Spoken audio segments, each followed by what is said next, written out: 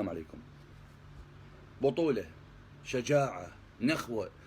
علي بن أبي طالب قاعد يحارب في جنوب لبنان والراية بيد الإمام الحجة عجل الله فرجه الشريف. شبر واحد أبطال سيد حسن ممطين. شوفوا شلون وذروهم وشوفوا شلون قطعوهم إربا. صدق نفتخر بيكم.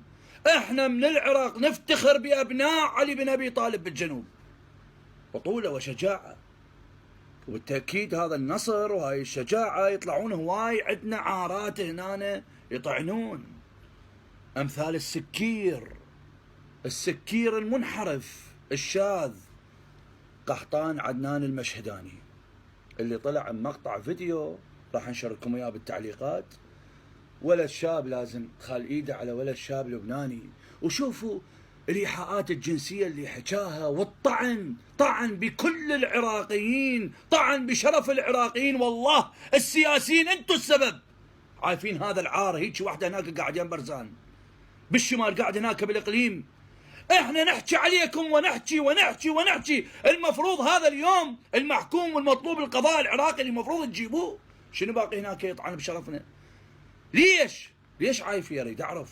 نقري حرامي باقي فلوس طفله يتيمه، طفله بها قلب عمرها يومين ثلاثه دي يسوي لها عمليه بالهند، باقي فلوس التبرعات. هو وفنانه نسمه كانوا يقودون تبرعات، باقي فلوس التبرعات مال هاي الطفله. وطلعت نسمه الفنانه حكت وراح انشر المقطع اني وراح انهزم بيها وماتت الطفله من الشرقاط.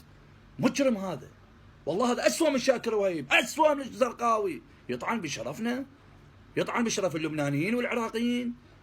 احنا نحكي عليكم يا سياسيين. المفروض اليوم هذا يجي ويتحاكم. والله المفروض رأي عام على هذا مقطع الفيديو ما ينعاف.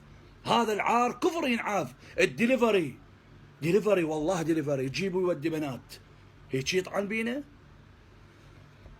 لازم يتحاكم بالقانون. والله منعوفك يا قحطان، بالقانون نجيبك قسما بالله. الصحفي وسيم المعلم.